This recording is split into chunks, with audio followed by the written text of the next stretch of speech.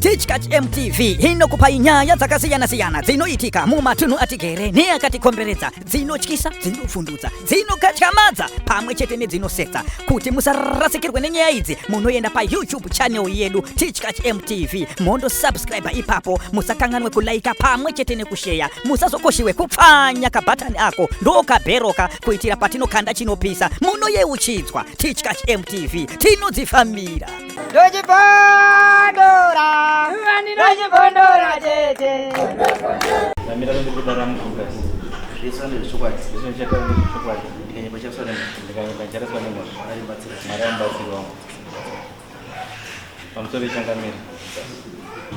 Ini ndakapuhwawo stand yangu nasekuru Chinyanga 99 2000 ndipo ndakatanga wakapo kwandakanga kugara. Saka ndakagara from 2000 up to 2019 ndipo takazoona wana sekuru Chinyanga wapera ushaiki, ndipo pakazouya vanhu vakutema huni paumba pangu muyadi. Handina kukwanisa kutaura nawo, ndakabva ndaenda kuna sabhuku. Sekuru ndasvika pane vanhu vari kutema chihuni paumba. Sabhuku wakati aureni chaya ndoona. Sabhuku wakazouya wakaona, wakati zvakanaka ndazviona. Saka nyaya yako iyi kuti nditi ndingaibata handiikwanisi, bari ngaiende kwamambo. Ndobva ndanyorerwa tsamba, ndobva ndaenda kwamambo Mutasa uko. Ndobva ndasvika, ndobva ndapinza nyaya yangu, ndobva yatongwa. Saka payakatongwa ndakangotsanangura ndikati ndakapuhwawo stand yangu ngekwaChinyanga. Zvikazora itona Chinyanga wacho waripi, zvikati wari pano bva wausumuka. Zvikati sabhuku bhaasumuka, zvikanzi chii chiri kunetsa sabhuku. Sabhuku akati zviri kundinetsawo inini kuti zvabvipi, vanhu vava vachiwa penyu, vanhu havana kumbosumuka kumbouya vachiita izvi. Saka pakuti advantage yekufa kwevanhu. Zvikanzi ukazi ndikazira sabhuku enda wapedza nyaya iyi, enda wati vanhu, enda wagarisa vanhu pasi, wati vanhu vadzokere kwakanga vari makore aisa. Zvikati zvakanaka. Tadzoka kumba, sabhuku akati ndichauya. Sabhuku wanga wangorwara, saka akati ndikandaudzwa zviri nani ndichati ndichauya. Sabhuku waenda, after day rechi2 tone mapenzi auswa clips wauya nevanhu aya, wakati ndiye sabhuku wedu. Ndobva watanga kutocherera miti paumba paya, vachigurirana miganhu vari vatatu. Saka ndakabva ndaenda kuna sabhuku. Sabhuku kune vanhu vauya vakucherera kuti miti. Zvikanzi aiwa, iwe vanhu vauya wakabva kwamambo here? Ndikati aiwa. Zvikanzi chimirira inini kusvika kwekuuya kwangu. Ndikati zvakanaka. Sabhuku wakazouya ndobva waunganidza vanhu takaungana. Vanhu vaungana, sabhuku akutanga uchichitaura, vanhu vakapopota vakatenga vakati panotsvuka unozviti wacho murume ngadzipure miti yetaisei. Saka muzvara wakabva asumuka maiki atsoka ati ana sekuru, nyaya imboimirai, chinotsvuka apa chii? Saka imboimirai. Saka sabhuku abva ati no, nyaya iyi tamboimisa apa parapa pasiri pemunhu, ngepangu inini sabhuku, mwese muri fu hapana muridzi. Zvikati zvakanaka, ndobva vagara. Sabhuku ndobva ashaika. Gore rineri ndobva wayabva watema huni, watema futi miti ipapo. Ndobva ndaenda kuna sabhuku, mukororo wacho wakanga aripo. Vandachimuta ndikati sekuru ndozvaitika, nhatema huni. Akati kutema pari pakazi ngepasabhuku. Ndikati ndobva auya sabhuku, paasvika kubva aona. Ndobva ati mira ndikupe tsamba uende kwamambo. Ndobva ndayabva ndaipereka kuno kwamambo. Saka ndovafambire zvakaita.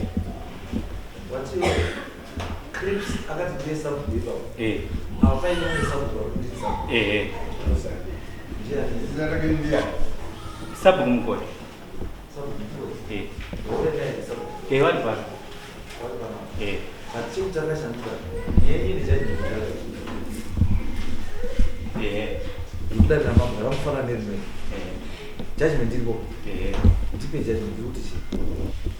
Handina kuwa pepa.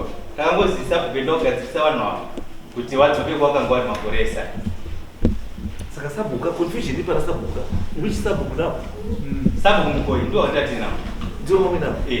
Ko clips ari kubve. Atakashaya kuti watobvepi. Kana paakatidaidza ndakati handiendi popoza apa, asi hausi sabhuku wako. Alright. Ko ishe mukuru wacho ari?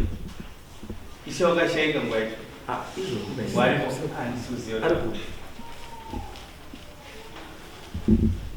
Saka iwo kana sabhuku wakataura izvo, mukororo wake wacho akabata kuti sabhuku wakamugoi wacho zviya. Ndi mukororo wacho aripo. Aripo. Ngauya.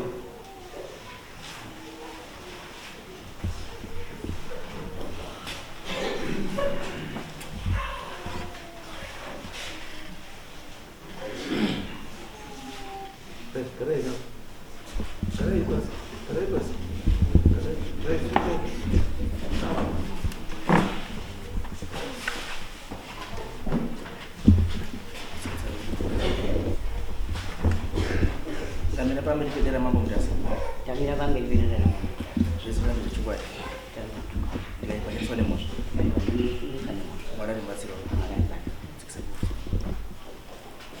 Makamboenda kudari kwamambo Mutasa. Takaenda. Zvikanzi chii? Petakaenda takandonga tandipa kuti ndiye mukomana atisungusa. Pataenda kwamambo Mutasa. Tasvika kwamambo Mutasa. Takapota ngogadzwa kuzva. Tikaenda kwamambo Mutasa. Tasvika kwamambo Mutasa. Takatongwa. Takatunga zvakazi mumiri wenyu ndiani ndesama ndi Sachinyanga. Sachinyanga wakadaidzwa kungati ubva ubvamira kazi ndiwo nanhu here apa kazi ndindi nanhu bhuku wakapuwa ndiani kazi ndakapuwa namukoma wangu ndapuwa bhuku namukoma wangu kazi anhu wauya sei kuno kusina kugadzisa mabhuku kazi handitani kuti chaenda ba zvodaima kubhuko kwenyu wanhu wako munhu umwe nomwe ngaamiri pamugano pake munhu umwe nomwe ngaamiri pamugano takabva tandodzoka saizvozvo tikaonani tikaenda namunhu wedu nasachinyanga wedu niwanga wadoti vatasvika tokumira pamugano wedu iwo sekuru agari akazi endai mirai panzvimbo sabhukumira haana kusimuka vasabhukumira kuti atiti wangakati ngapo ndichinyanga vatati wanimira pamugano vatatimira pamugano vatatogadziriswa vatatopera takatoenda 2015 ndokuti takaenda kwamuda saka handizoperi kunobvira ivo kwavo wakanga ndo yakuperera handishandi kuti wakanga auya kwangu yakauya kudini apa pana sabhuku aripo kamboyi saka clip sabhuku mapenza uzotia akuya kudini territory yaishe mukoi akakuya kudini wakandiwa kuutirwa iyo shamani wati wakapiwa legina ndamanyanga nachinyanga ndiye akakupa ati chinyanga wacho ari saka bhosi anda kuti chemaendaka kuti chinyanga lendi yakakupa yakanga iri yake ndiye aiwa ndosandoti ticheme ndozova kuti wakazobva nekupi apa isi titakatanga kugara mira izvi tikukuya tati imini antu kutanga kugara handiyo saine ownership umwe munhu anokwanisa kunga munhu wake uri apo usina kana kugara 20-30-60 years pasina munhu asi hazvichinji ownership iro ngewake zvekuti imi ndi mazomhanya kugara pasiri penyu hazvikupi futi simba rekuti muzi maapa penyu issue irapa issue yeownership nelegitimacy yemunhu akakupai kuti munhu akakupai ndiye here aifanira kunge akakupai kana kuti handiye akatipaoti wakashaika sachinyanga kuti wakasiye munin'ina wacho iyo takamirira munin'ina wachinyanga yacho ari kupi mutete wacho ndiyo aripo hanzvadzi yasachinyanga ndiye wakati ndinoda kuenda kudare namambo mukasaidodoaripama ndovanoziya zvese aiwa inina zvokuti uyaruzwa kuti ini chandoda kuti chemaina kuziva kuti lendi yawakapiwa iwewe akakupa ndiye aifanira kukupa here andizvo tochiti mai awa akawapa angaine mararamiro futi here ekuapa kana kuti anga asina andizvo tichaziva kuti imimi mai makapiwa nani makapiwa nasachinya rini rini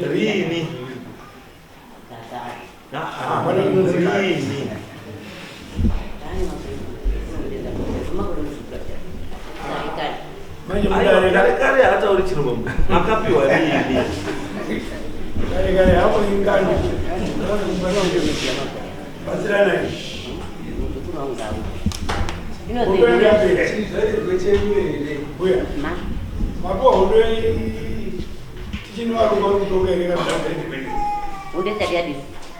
makapuwa papi unoendeka ndombi yapei yakagulupuwa papetu ndopetu takatogara pachotiri pachini hondo yanga yapera iwo wakapiwa ndini ndakapuwa 2099 ndopendakapuwa ikupa saka ndapuwa ini pendakapuwa iwo wakari kusaidi kwavo indobva ndapuwa musaidi wangu ndapuwa mugana saka izvozvizvi wakufuka kuya kwenziri saka unoona nyaya yekuda vese makapiwa nachinyanga asi chamakubvira mugano pane waakubira ndo nyaya yemuchaizvoezvokuda changamira pamusoro pendakapuwa inini ka hani ndo wanga warikoba papaina sisi wavo akashaika ndo wakatodaidza ndo wakapiwa ndozotoratidza ndo wakapiwa nenini tikapuwa mugano saka hawasi wakapiwa hawasiwo ibeneficiary yemunhu wakafa mirai tete gare pasi timimbuya gare zororai pasi tete titaurire makapa ndimo rizvoeleni makapa sei makapa ari pamusoro chandaba pamusoro baba wangu zita rinoitwa Marian Chinyanga kana kuti mai Kavhuka. Mukoma ari kupa shamwari dzake minda iyi awa handiwo wakapiwa baba kwakapiwa baba wabii ngokuti takazouya mukoma ari kupa wanhu minda akuda kupa nekumunda mukuru wemuchato iyai ndichisvika awo handiwo ndakaona ba handiwo ndakapangirwa baba pane wakanga waripo kwakapiwa watatu kuti nyamutatu nevamwe wakanga wari kugara pajiacheya wakazosira jiacheya ndakanga wakazita kacho na baba wabi handizi zita rake handina kuzita wangu zita rake tibva tati mukoma stop kupa vanhu shamwari dzenyu varibva kwamutare ngekuti mune wana imini wachabarawo wana wavo wanozogarepi isu nyika yedu yakachiwa nemakomo akazwa mwana wababa wangu akabva aregera saka tazoti gare garei pashaika sekuri kuziwa ndopandakauya ndakatanga kudaidzwa watora duri rakanga rakumbirwa ngemudzimai wangu mai Chinyanga waibva watora duri iroro rakumbirwa kuna mai Mavhu iwo wachiti ngeredu ndibva ndadaidzwa ndakasvika mai nini mai Mavhu atotora duri riri zvatopera ndipo ndakatsanangurirwa futi yekuti wakapiwa tete uyu mai wemukomana akapiwa uyu akanga akaisa migamu nemavhu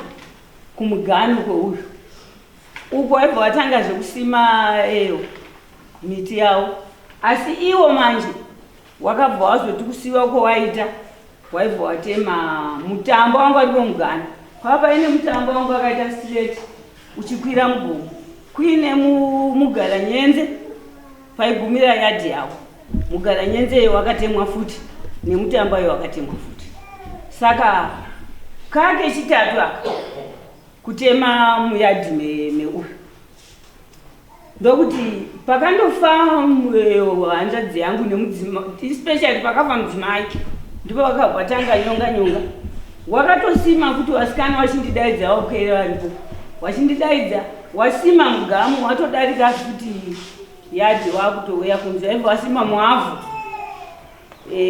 baba watarendi aibva adzikura waizondidaidza ndizosvika ndikati it's okay izvo wakadzipura uchiwataurira chimirai makadaro asi kana wazoitazve zvimwe munondidaidza ngokuti nini ndakabarirwa pamashengera ndipo ndakabarirwa kupera kwehondo wana mhai wairi matseu mudzasi macho mawakapiwa yadhi yavo saka zviri kundinetsa baba wangu ngezvekuti awa handiwo wakapiwa ndimukoma wangu mwana wavo ndiye akapiwa aizodaidza mai mukoma wavo ari kuti akatipa akafa manje haana kufa kare ndobva azowaisa iwavo saka watopuka mugano nekwedu wari kupinda mukati kweuyu wari kupinda mukati mazvita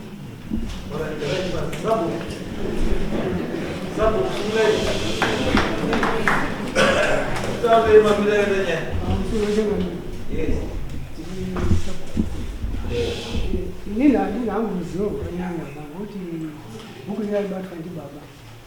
Ngati pakatanga kutanga nyaya iyoyi papa chinali chindo redi pamino. Ndio pakatanga nyaya waifamba na baba wanyenda mwana. Apo zvakazoitika apa machimanzi baba ndingandodziwa mazwa baba akapasa. Joshua takaenda pana ndozviri maikasu.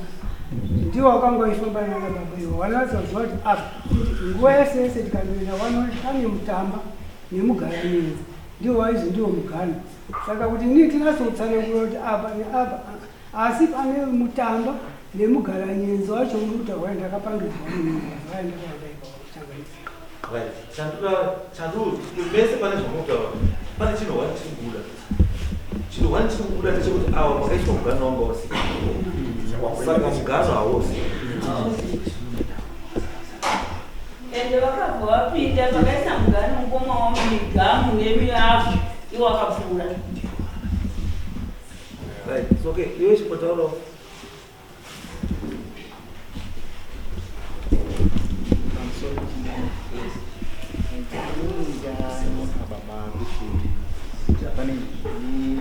Grita nyana.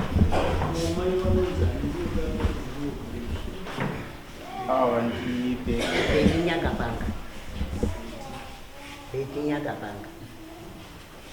Ini ndauyo ndatumwa ini nditoro mushandi kwa Greta nyana akatoratsika kuchipatara ari kuparire nyatwa nyaya ya BP saka nangozi ndaungomira kudara uchitaura kuti nyaya yakambonzi kumasapu saka wanagogo wandifonera nhasi vachiti indotaure pamberi pedare kuti ari nyaya yemunda mukomana ngaatsarwa naye kuchora ndozvandaudzwa.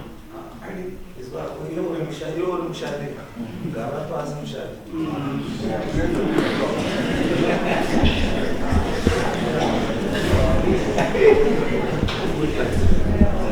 so isusu kana nyaya ichingauya kudarika ndekuti wanoda kugadziriswa kuti zvinhu zvifambe zvakadini zvakanaka kudare handi kwechiramwa ukaita chiramwa chekuti bvatora hakutora anotora then odii because akatora zviri kunotwaka kuti wataura nemunomo wako kuti ngaite sei ngaatore atora zvanyorwa apa ukazoenda futi ipapapo wane mosha saka nauya kudare nyaya inenge iripo ndekuti inoda kuti zvinhu zvigadziriswe zvinhu zviite chii zviite order kuti vati mangwana iwe varuku nevaruku murambe muchitaura mese because mukaita zvokuramudzana the next thing makuroyana the next ukangona matanga kutorana peace order muti ma next door it means kuti hapasisina kugara vanhu ngatidzidze kugara patisingazivi tobvuma kuti patizivi motaurwa nevanoziva andizvo mogadzirisa zvinhu chitodii chitonaka imi mataurwa muzivi iyi yanga iripo miti iripo mugara anzani tamba nemugara nyenze nechii ndo mugano nechii andizvo ende munhu wese ari kutaura ichi izvozvo andizvo ende imi mukusaidi kwenyu munhu aripo atora kuti musi wakaitwa zvinhu zvindandiripo hapana Uripo mukoma uri ari pasha. aiwazve kana mbuya kudare kunouyiwa nemboo dzese nemapepa ese anoita kuti nyaya yako ini ibude pachena iwo musi wedare woti ndiri pabasa ndiuimba asi ndinoziva isusu kana tava makudare kuno zvakafanana nekuti hauzivi because kwatiri isusu kusauya isaini 1 yekuzvidza dare 2 isaini yekutya kuti chokwadi chakunobuda izvozvo hazvitimisi kupa judgment kusauya kwako takudaidza hazvititadzisi kupa judgment sabo endai pamugano wakasoiswa kare nese nechi nemhuri dziri ngani dziri mbiri munoisa mugane uyo zvakare andizvo vanhu vachiwirirana vanhu vachitaudzana hachidimiri zvona kuti mugare zvakadii vanhu vanodambudzwa kuti kudare kuya kokana aiwa kudare kuya kogadzirisana kubatsirwa matadza kugadzirisana muri mega toyatobatsira kuti aiwa taiswa andi saka munhu kwasa kuti taisai pamwe miti ikanzvimboka muri kukwira yakasvikika na 10 meters angamuratua asi ukama hwenyu hwakareba kudarika achi upenyu hwenyu hwese muri papapo uyara asi muri kukwira 1 meter sabhuku ndaimbogadzirisa vanhu endaiwo kuda kuti musi wa 4 moya muti pachiripoti yekuti nemhuri takanopana mugano tobva taita abide by mugano atunopiwa nasabhuku mwamawirana nyaya yadii musana unotaura kuti nyaya zvinhu zvamunoziva zvamuri kuramba ipopo pacho izvo takamboenda kudariro baba achipa munhu akazviringa nyaya ndimapenza kuti ndiyo akazobva aenda pamberi kwepedu isusu ndisakataenda kudare saka apo takazodzoka kristu ndiyo akabva aenda aura sabhuku obva achienda ndosaka ndakuda kuti crips ari kupi because crips haapindi munzvimbo yeumwe sabhuku hakuna sabhuku anopinda muteritori yeumwe sabhuku hakuna ishe anopinda muteritori yeumwe ishe hakuna mambo anopinda muteritori yeumwe mambo ko iye chacha kuti auye kopinda uku chii angaunzwa nani iri musi yakayakwa mambo pane munhu akamudhonza kuti andi ndiani because munhu akamudhonza iye ndiye aida kushandisa saka kana anga ari munhu akadhonza clips iyeyo pandiri zvinhu zvaratidza kuti munhu uyo angaziva kuti ane mhosva ndosaka aenda kotora munhu asiri relevant to the case kuti ava ikovhiringidza nyaya kuti safambe zvakanaka andingamazva chiendai bambo musi wa 4 mondipa ripoti yekuti magadzirisa zvatopera mugano maisa mugano zvatopera asi pasina mbiru zvonga vanhu vachidii kutyira endai mbuya mazwa go back to the original chii mugano mogarisana zvakadii zvakanaka mowa mafonera vari kwarisapi avo vari kuhosipitari kuti chiramo hachipedzi chii andingamazwa pachimanyika chiramo hachidii hachidiwi because ukati tako chaona mberi kwacho mavaemutarambuya tora hako asi tichaona tora hako asi tichadini pachimanyika ilanguage yakashata dai wangu wangotumira mashoko ekuti mambo tigadzirisei zvamagadzirisa ikoko ndizvozvo noti kuti torai ngavatore kusaka mawinge ekuno madii mangu wabva muri musoro kwegombo madii mangu wadaidza muhamba kuti akomanatora henyu pande kuzotumira mashoko erufu nyangwe bhaibheri rinotaura chai ane mhosva andizvo handi anyora tsamba yerufu asi anotakura tsamba yerufu inokonzeresa rufu ndiye ane mhosva imimi ndimwe aine mashoko erufu ndiye mune mhosva endai motaura izvo chedai sabhuku. Thank you. Next case.